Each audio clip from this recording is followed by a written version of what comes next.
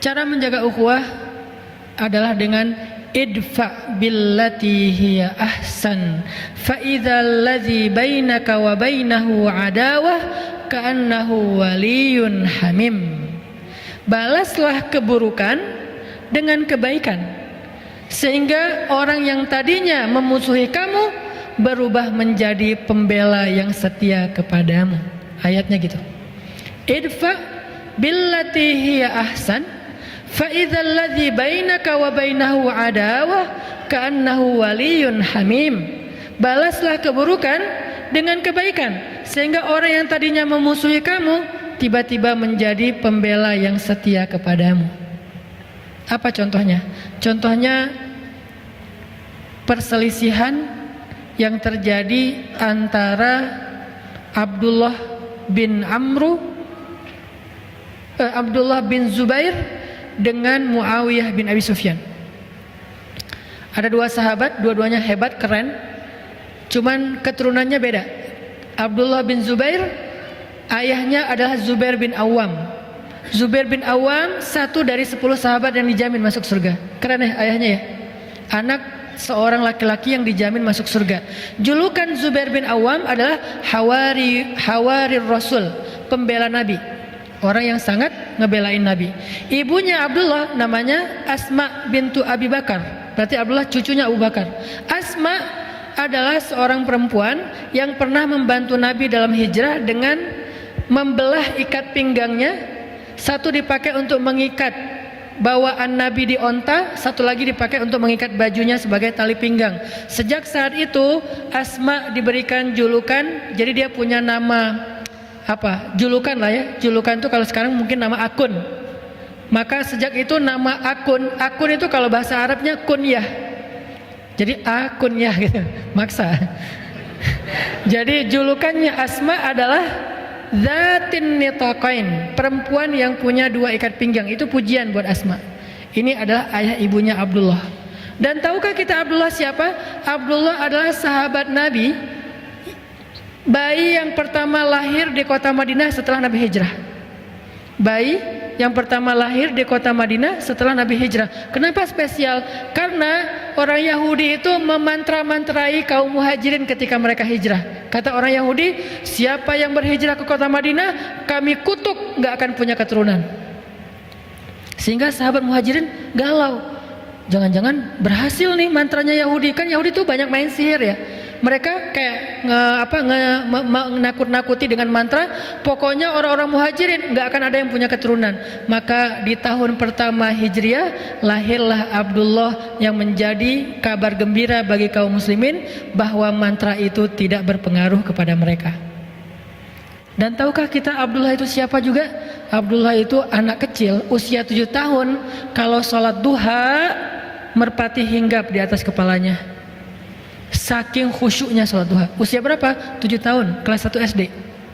Ada nggak sekarang anak kelas 1 SD sholat duha di sekolah? Anak-anak duha ya bu, duha Allahu Akbar. Datang merpati? Nggak ada. Kadang-kadang kita dengan nyamuk aja keganggu ya. Apaan sih ini nyamuk, laler dan segala macam. Ini merpati, kok bisa sih merpati hinggap di kepalanya Abdullah? Saking lamanya sholat Abdullah. Dia kalau berdiri itu bisa sejam nggak gerak. Kalau kita masih gerak, merpati itu kan nggak langsung hinggap ya, dia kayak curiga dulu gitu kan. Ini benar nggak sih orang atau kayu? Pertama ngedeketin dulu, gerak dikit menjauh kan merpati gitu kan. Dia nggak terlalu jinak. Tapi saking Abdullah itu berdiri nggak bergerak sampai seolah-olah nggak berkedip, ngeliat ke bawah aja, khusyuk banget sampai merpati hinggap di atas kepalanya. Setelah lama baru dia ruku sujud beres sholat, orang-orang kagum dan bilang, Abdullah, gimana ya cara sholat yang khusyuk kayak kamu sampai merpati hinggap di kepala? Apa jawaban Abdullah? Merpati yang mana? Dia nggak tahu kalau merpati di kepala dia. Kita nyamuk aja tahu.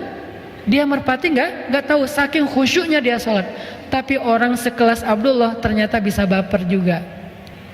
Itu tuh namanya insaniyatus sahabah, sisi-sisi kemanusiaannya sahabat. Jadi kalau kita pengen belajar dari sahabat, jangan yang sisi-sisi supernya doang. Kadang-kadang kita jadi putus asa. Ternyata mereka juga sama kayak kita, kadang baper, ada yang bete, ada yang sahabat yang kikir, pelit, ada. Ditawarin surga nggak mau, ditawarin dunia mau, ada. Ada sahabat yang emosional, gara-gara emosi akhirnya mencela, ada. Nah, dalam hal ini Abdullah lagi baper sama Muawiyah. Siapa Muawiyah? Jadi kita udah tahu seberapa istimewanya Abdullah. Sekarang bandingannya Muawiyah. Muawiyah itu anaknya Abu Sufyan, yang paling semangat memusuhi Nabi. Bahkan dalam perang Uhud, Abu Sufyan itu banyak membunuh para sahabat. Walaupun secara fisik membunuhnya Khalid, tetapi di bawah komando Abu Sufyan. Istrinya Abu Sufyan, Hindun. Jadi ibunya Muawiyah, Hindun, perempuan yang pernah makan hati Hamzah.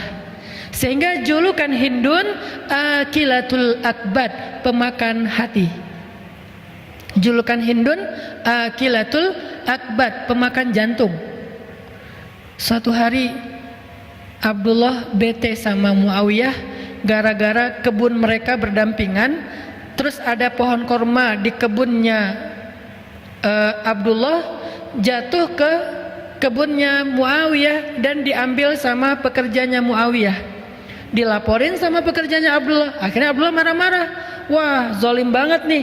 Dikirimlah surat oleh Abdullah ke Syam. Waktu itu Muawiyah jadi gubernur di Syam. Abdullah jadi orang biasa di Mekah. Muawiyah jadi gubernur di Syam. Gubernur, pejabat. Dapat surat dari Abdullah. Tahu nggak isinya gimana? Ya ibna akilatil akbad, wahai anak perempuan yang pernah makan jantung. Marah-marah, mencela, menyebutkan nama ibunya Muawiyah. Wahai anak perempuan yang pernah makan jantung, kamu tuh nggak tahu diri ya, pekerja kamu itu zalim kepada saya, kamu memakan uang haram dan segala macam, dicela habis-habisan. Membaca surat dari Abdullah, Muawiyah menitikkan air mata, sedih, disebut ibunya. Padahal Hindun juga udah taubat. Hindun juga setelah masuk Islam menjadi baik Islamnya. Islamnya Hindun luar biasa. Segitu-gitunya Hindun setelah dia masuk Islam, dia itu mujahidah loh. Yang membantu jihadnya sahabat luar biasa Hindun. Cuman di masa lalunya emang ngeri banget Hindun ini. Disebut sekarang kejahatan ibunya, padahal ibunya juga sudah bertaubat. Sedih Muawiyah. Tapi walaupun dia sedih dan kecewa, Muawiyah mencoba untuk idfa billatihi ahsan, balaslah dengan yang lebih baik. Akhirnya Muawiyah tulis surat balik. Bismillahirrahmanirrahim. Assalamualaikum warahmatullahi wabarakatuh. Ya ibna hawarir rasul wa ya ibna dzatin nitaqain. Coba balasannya.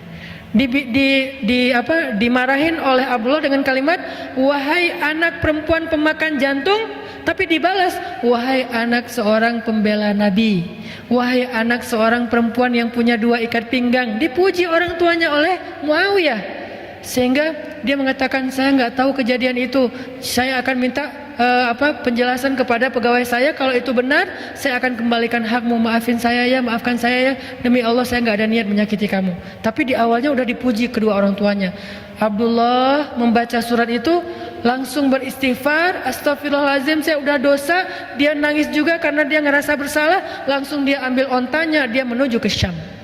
Dia pergi ke Syam dari Mekah. Sampai di Syam, dia langsung menemui Muawiyah. Dia peluk Muawiyah. Dia katakan, wahai Muawiyah, balas saya dengan kata-kata yang sama. Kata Muawiyah, kami bukan orang yang diajarkan untuk mencela. Makin terpukul Abdullah.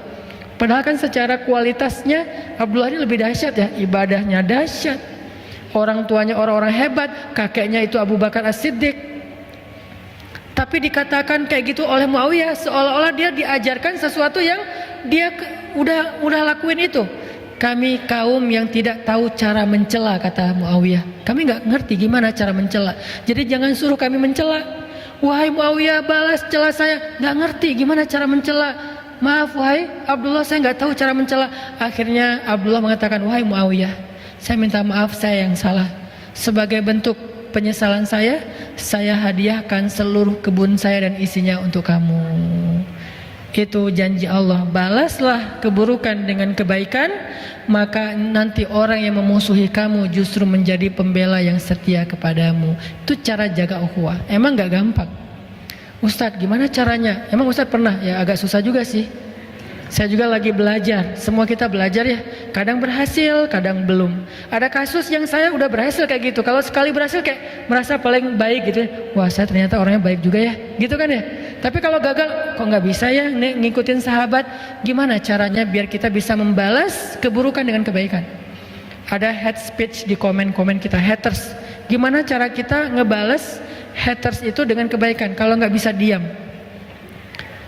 maka para ulama mengajarkan satu cara yang paling indah. Katanya, ucapan yang buruk itu seperti air panas. Kata ulama, ucapan yang buruk seperti air panas. Kalau kamu baru mendapatkan air di gelas yang masih panas airnya, maka jangan langsung diminum. Tunggu sampai dia hangat atau sejuk, baru kamu minum. Karena kalau kamu minum panas-panas, lidahmu akan terbakar.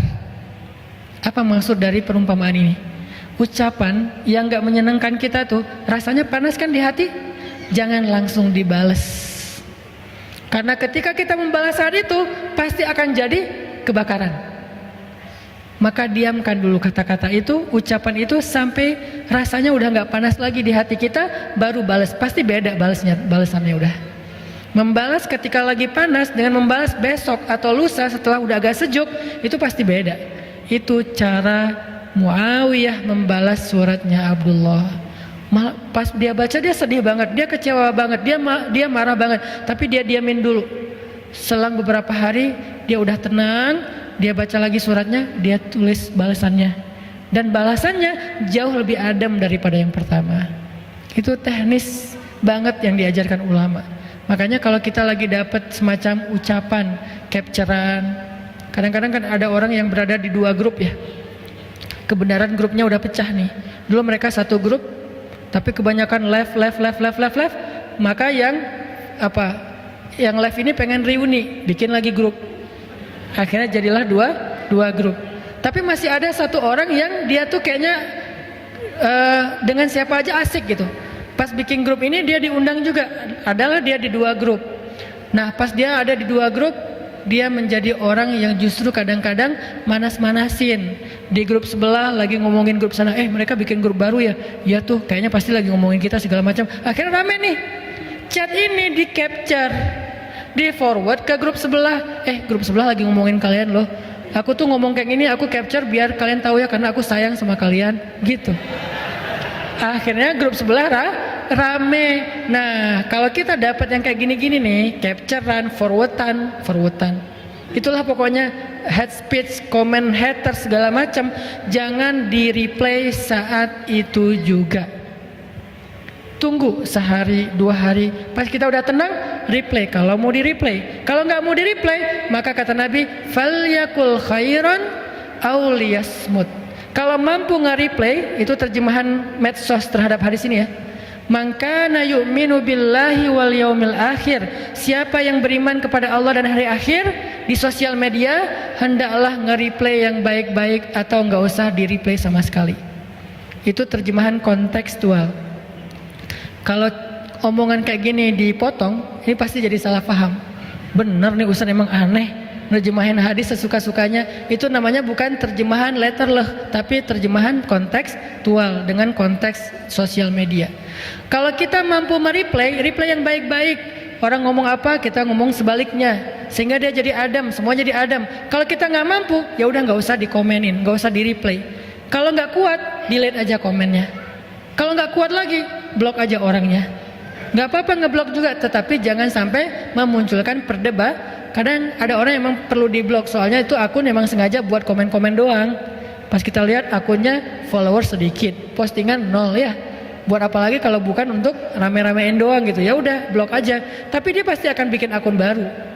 Nggak akan selesai. Karena bikin akun kan gampang, tinggal bikin email, bikin akun jadi. Masuk lagi, komen lagi. Lama-lama kalau kita diemin terus dia capek sendiri.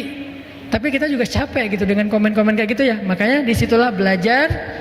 Falyakul khairan aw liyasmut. Kalau nggak bisa nge-replay dengan yang baik, maka mending kita diam. Ini cara jaga ukhuwah.